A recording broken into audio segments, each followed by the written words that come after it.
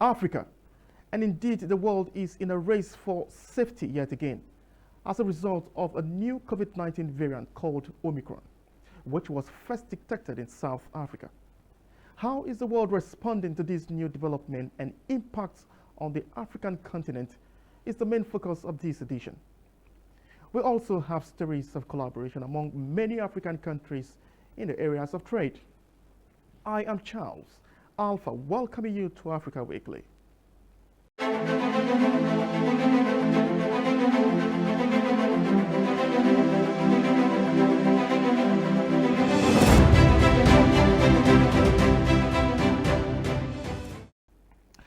Since the outbreak of the new COVID-19 variant first reported in South Africa, many countries have imposed travel restrictions on travelers from the Southern African axis. Even Rwanda have followed suit with Kenya, considering reintroduction of compulsory quarantine for people coming in from South Africa, prompting the African Development Bank and the United Nations to call for caution in actions that seem severe on Southern Africa. The National Emergency Response Committee on COVID-19 will meet on Tuesday to deliberate on how best to protect the country from Omicron, the new COVID-19 strain which was recently discovered in South Africa. Among the issues said to be discussed include the reintroduction of quarantine centers for those coming into the country. Tomorrow, after our NERC meeting, there will be determination when it comes to quarantine, which countries, who, where, when. But it looks like it may be possible that we will have to put in place quarantine measures. Protective quarantine space as we test them and then release them to the community. So we still have those. And once the guidelines and travel advisory come out tomorrow, we will be able to announce and publicize which facilities will be quarantine centers. The government says it remains on high alert, even as countries around the world continue to announce far-reaching measures to contain the spread of the new strain. We've heightened our surveillance activities, particularly at the ports of entry. Coming into Kenya, of course, there will be need for you to present a COVID-19 negative certificate. The World Health Organization says it doesn't know yet whether the Omicron variant is associated with more transmission, severe illness, risk of reinfection, and risk of evading vaccine.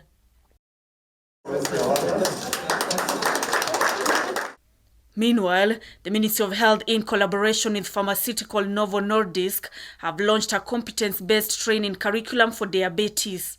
The curriculum is set to harmonize the provision of diabetes education and training in Kenya for better care and treatment of the over 2.5 million people living with the disease. It essentially helps us to pick diabetic cases earlier. It helps us to get children who may be diabetic and who may be misdiagnosed, as well as adults, and then to ensure that they get the proper care that they so very much need. And additionally, beyond providing a curriculum for healthcare workers, we've also then put together a curriculum for peer educators. It's all about making sure that the patient is in focus, listening to the patients. It's all about making sure that all actors are brought to the table, including both private sector, government.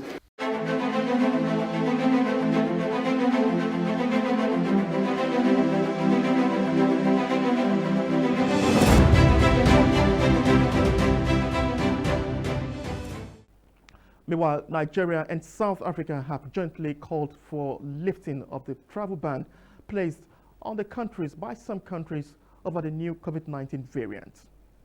A friend in need, as the saying goes, is a friend indeed. At a time when South Africa is facing the challenge of a new coronavirus variant and travel ban from some prominent countries, Nigeria is opening its arms wide for economic and social cooperation and development with South Africa.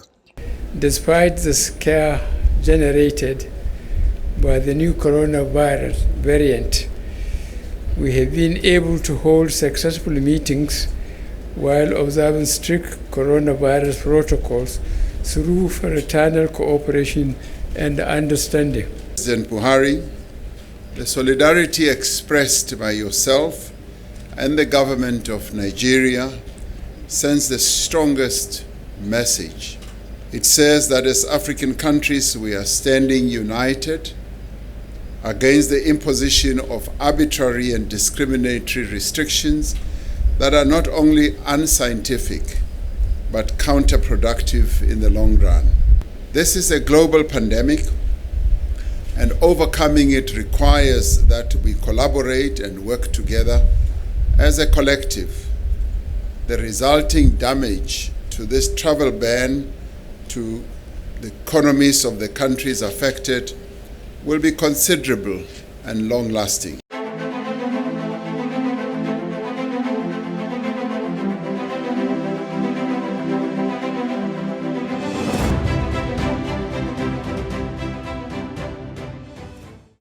All right, joining us now to discuss this development is the Senior Special Advisor to the President of the African Development Bank, Professor Oyelaro Oyebanji.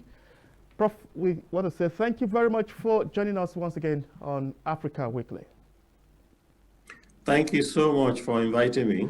All right, now to begin with, would you consider the emergence of the new COVID-19 variant as a setback in the gains recorded by the continent in the recovery efforts? Oh, definitely. I mean, we expected this. We all anticipate that the COVID will be creating problems, not just at the time it happened. Because of the nature of this pandemic, the world, of course, knew that this is going to be a continual fight against this pandemic.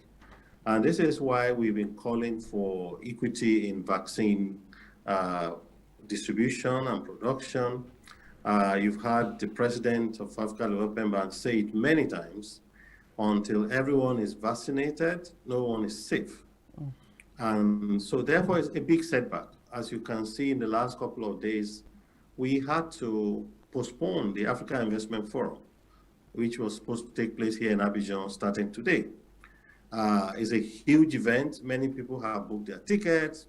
Many people, in fact, were already, on the flight coming here when this variant was announced by South Africa, and then we had to postpone it. It's a huge, huge setback for the continent.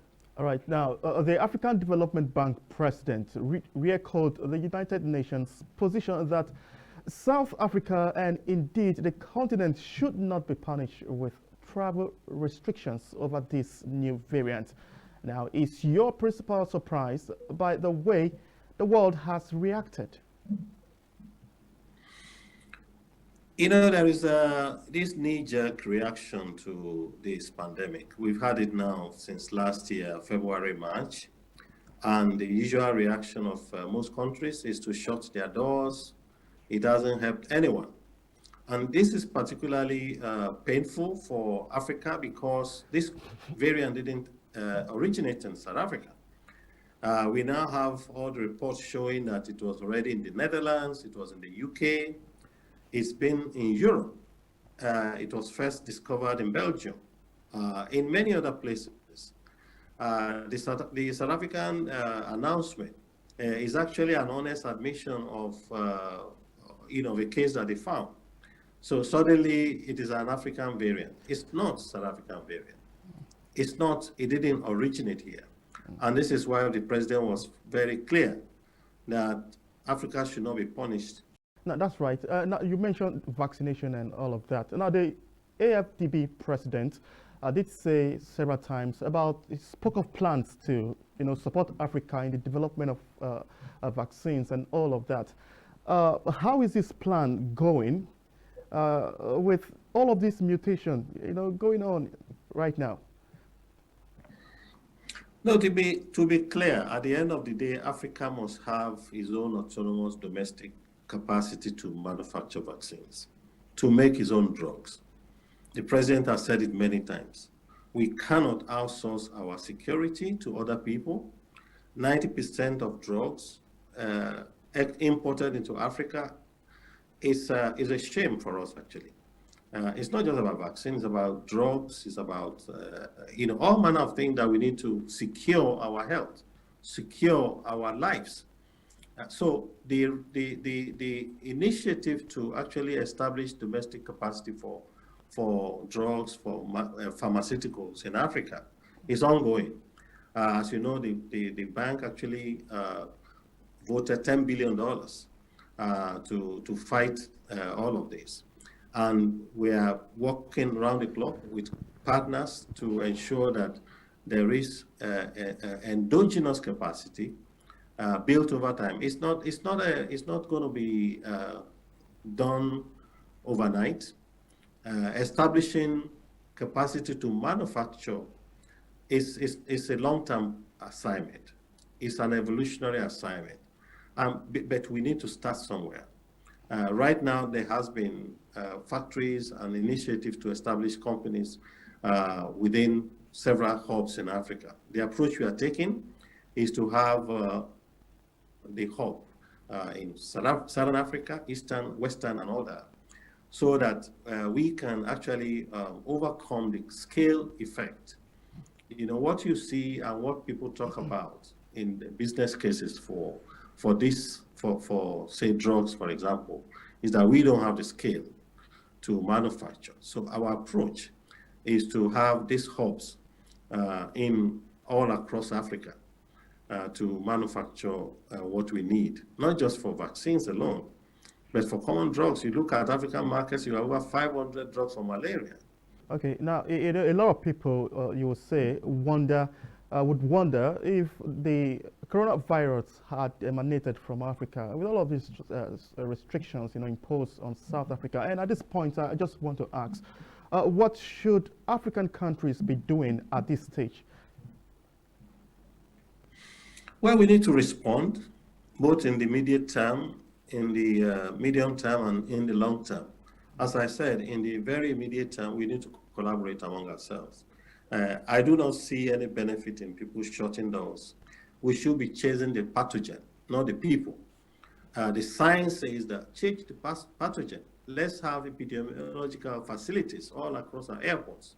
Let's ensure that we have scanning facilities to ensure that and thankfully, countries like Nigeria, South Africa were one of the first to sequence this variant, not this particular one, to sequence the COVID. So let's ramp up on that. Let's build the capacity to do more. Like I said, it's not going to go away. By the way, those who sequenced this current Omicron in South Africa were those who are working on HIV/AIDS. They used the same knowledge that they had collected. And this is the way of science. You have to build up capabilities over a long time. All right. You have to build up the people. You have to have a threshold. So let's respond in that way. Let's invest in it. All right. Because we need to overcome this. All right. Thank you very much, Professor Oyelaron, for your time on Africa Weekly. All right. Next will be Tidbit segment. Please, Steve.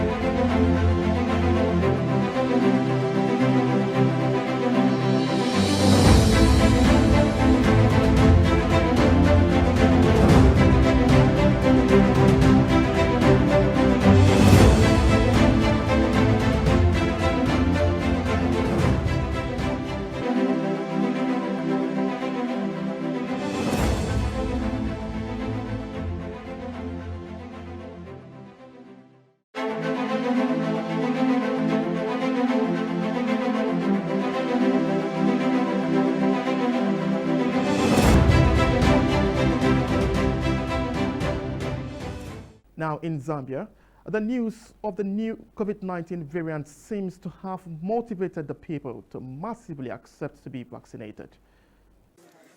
A shot in the arm to prevent COVID-19. With the fourth wave looming, Lusaka residents have turned up to get vaccinated. At Unza Clinic Vaccination Center, several residents had queued up for the jab. Shortly after taking the vaccine, Beauty Simfukwe and Suwilanji Nanyangwe advised against the myth that the jab was painful. I was worried as I was coming, but to my experience, I'm surprised it's something really simple.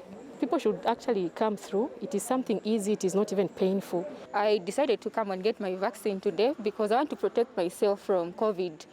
I've seen people, my close friends, families who've died from COVID. For Grace Walia and Jennifer Solombwe, taking the vaccine is a must because masking up, washing hands with soap and water, and use of an alcohol-based hand sanitizer is not sufficient. Shamba kumanja chabe na kuchani kuvala face mask. Sikunga nishite protect. Kana sako vaccine mtupi at least nishinankalako protected. Prevention is better than cure. Yeah, so I would also advise the other people that are still doubting to come for the vaccine. Others have advised leaders and influencers to encourage citizens to heed the call by President Hakainde Hichilema to get vaccinated. I encourage the people of Chawama and across the country to support the President's statements and efforts that we need to get vaccinated, all of us. And we must adhere to the COVID guidelines as advised even by our President, Hakainde Hichilema. Meanwhile, a Ngombe resident, John Nyirenda, who had his COVID vaccine 3 months ago, said he has not had any health challenges after he got the vaccine.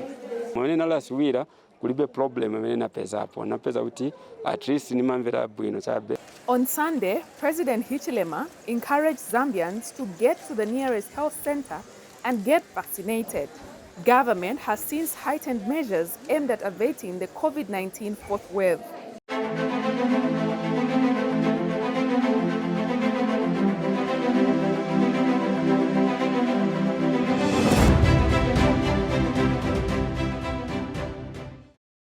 And now to Kenya now, where President Uhuru Kenyatta is pleased with the role being played by the nation's security apparatus in support for COVID-19 surveillance.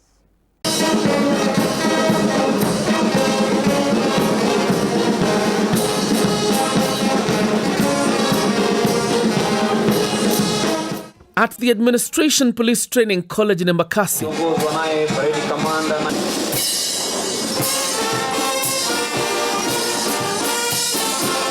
2,610 police officers were graduating after rigorous training as Kenya seeks to boost her police to civilian ratio. President Uhuru Kenyatta presiding over the event that had members of the public locked out owing to the COVID-19 protocols. Each taking their oath of duty, swearing to protect the lives and property of the millions of Kenyan public.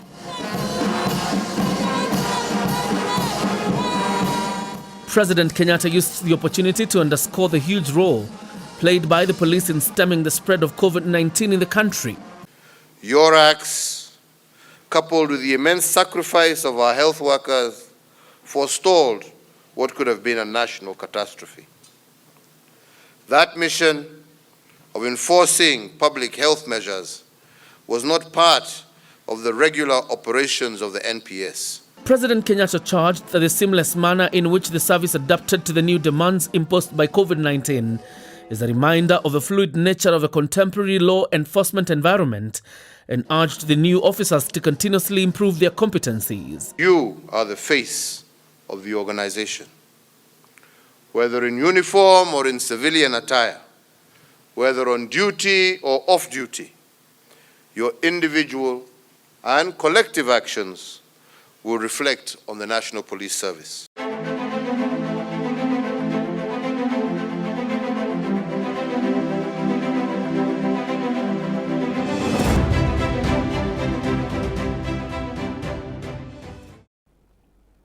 And now to issues of trade and diplomatic relations. Nigeria And South Africa Binational Commission is advancing cooperation in youth development and business opportunities at the second meeting of the Commission in Abuja, Nigeria.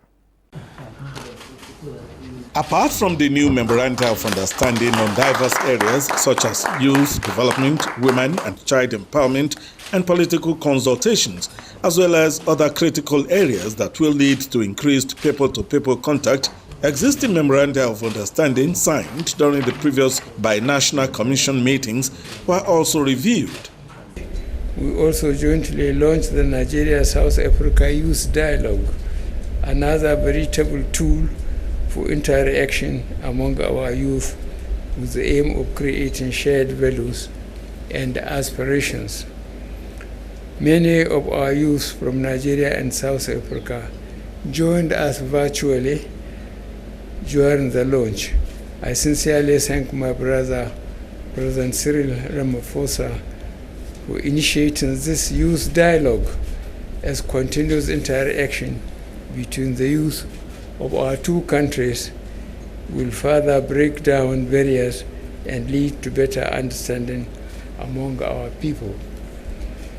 Today's inauguration of the Joint Ministerial Advisory Council on Industry, Trade and Investment will enable the private sector of the two largest economies in Africa to further promote economic cooperation and development.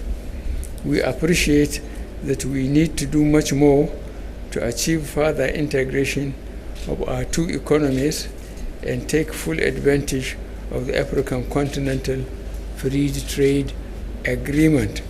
These new agreements between our two countries broaden the scope of our cooperation on issues of common interest and mutual benefit, and we will continue to work together to ensure their implementation. And these include memoranda of understanding on military cooperation, power, cooperation in the field of geology, mining and mineral processing, oil and gas, and several others. Both countries had before now signed approximately 32 agreements, and today have added these other agreements, which will further strengthen the cooperation between the two countries and for the benefit of their citizens.